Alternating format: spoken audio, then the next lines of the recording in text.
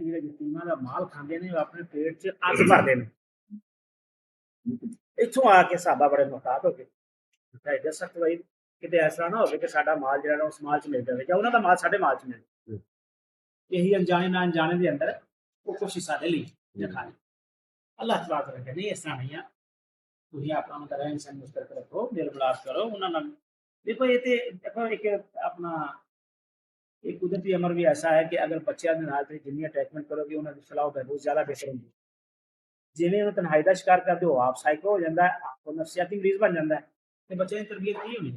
अल्लाह बेहतर जानता है, कहना कि मैं बेहतर जानता, अल्लाह ने फौरी तौर पर क्या नहीं ऐसा मामला नहीं आ सब कुछ सोच के बैठ गए। मैं तो ऐसे ही किया कि किसी की नीयत खराब ना हो उन्होंने माल हड़प करने वास्ते कि तुम्हारी नीयत ठीक है तुम उसका मामला करते चले जाओ। फिर ये अंदर होर चीज़ां भी है कि जो निगरानी निगरानी वास्ते कोई ऐसा रखे जाते हैं ना अपराध आते हैं या कुछ अखराजात भी किए जा सकते, लेकिन अखराजात इन्ने कि जो मकबूल हो उसे माल को खर्च करना ना उसे माल इस वास्ते ये किसी किस्म की इस्लामी गल करनी है। हूँ एक बंदे को बेचारे को वसायल ही नहीं है यतीमा की कफालत, उन्हें यतीम भी दे देंगे बच्चे वो कितों करेगा।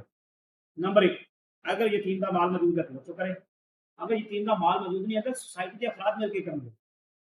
उस वक्त का दौर होंदा सी कि मस्जिद कमेटियां नहीं संभालियां साडियां, बैतुल माल का निजाम तो मुनज़्ज़म नहीं सी है, अफराद के जिम्मे पा दिता जाता सी। अज भी साडे हाँ है जुकामां दी कफालत दी अदारे कायम ने अज भी।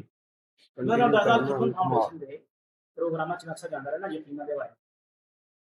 ते वो ना अक्सर अपना उन्हां दे जिहड़े डोनर्स होंदे ना अतिया देने वाले कोई पैसे देने वाले या इन्हां नूं अडॉप्ट करने वाले लोग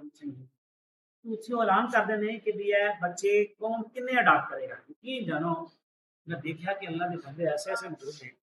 उत्थों उठते हैं तो कोई हाथ खड़ा करके कहना कि मैं 10 बच्चे अडॉप्ट, कोई कहना 10, कोई कहना 20, कोई कहना 30। एक दिन मैं देखा एक खतून ने हाथ खड़ा किया उन्हें कि 100 बच्चे अडॉप्ट।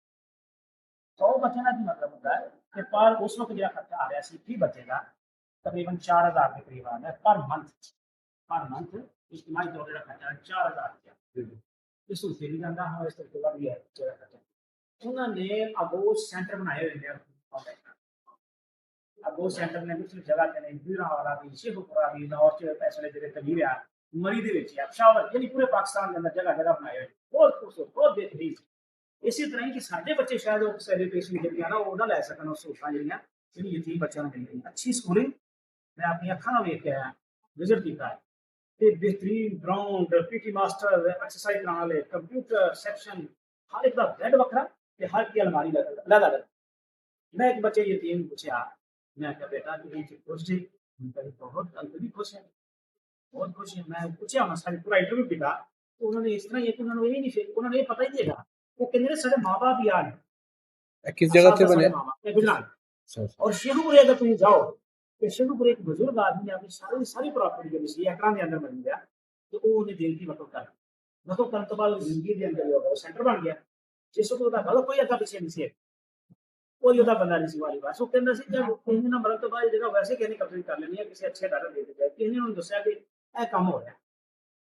ਉਹਨੂੰ ਕਹਿੰਦਾ है जिसके ऊपर सारे बच्चे जाते दादा जी उन्हें वीडियो देखा है कि वीडियो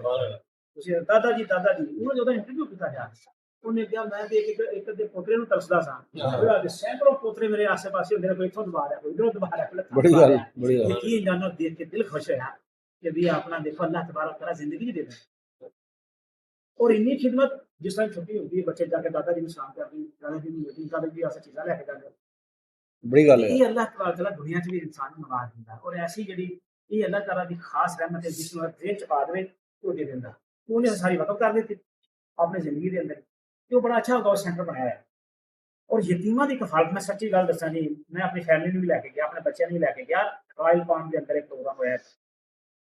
तो उन्होंने जिस वक्त ऐलान किया तो यतीम बच्चे सामने आया यकीन है दिल भर गया। यतीमा के बारे ना मामला है कि तुम घर के अगर तुम देखो ना एक तो वालद ना हो बेशक चाचा हो पालने वाला या ताया हो पालने वाला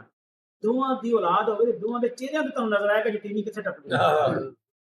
वो मापा तो प्यार दोस्त नहीं मिलता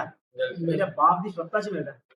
बाप आंदा टप जाते ने जाके चाचा ही है जिंनी मर्जी करे ताया ताए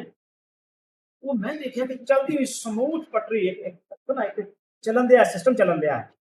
और अपने बच्चों के वास्ते एजुकेशनल सिस्टम बड़ा अच्छा लगाया है, खाण पीन का निज़ाम बड़ा अच्छा लगा होंगे, कपड़े अच्छे आ रहे होंगे ने, एक अच्छा कारोबार चलन दिया होंगे, अचानक वाल का साया उठ जाता। जो वाल का साया उठता है तो बच्चे यकीन की जिंदगी चल गए।